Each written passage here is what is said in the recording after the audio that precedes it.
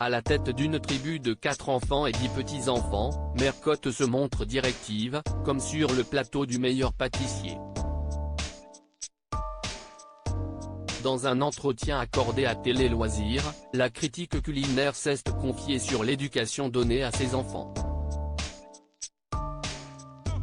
Avec Mère Cotte, ça file droit sur le plateau du meilleur pâtissier.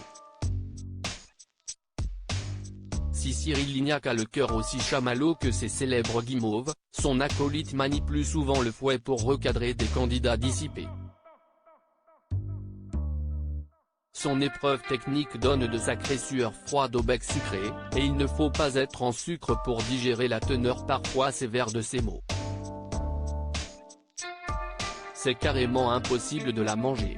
C'est dur comme du bois, a lancé la pétillante octogénaire à une participante de cette 12e saison, qui aurait pu lui faire sauter son dentier à cause de sa pomme d'amour revisitée.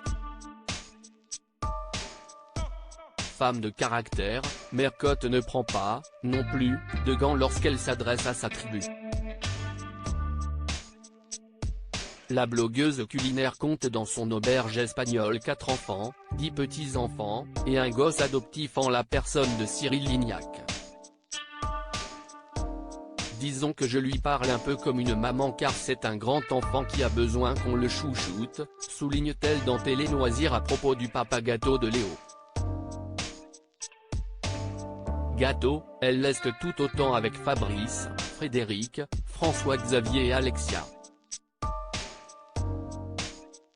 Mais à sa manière.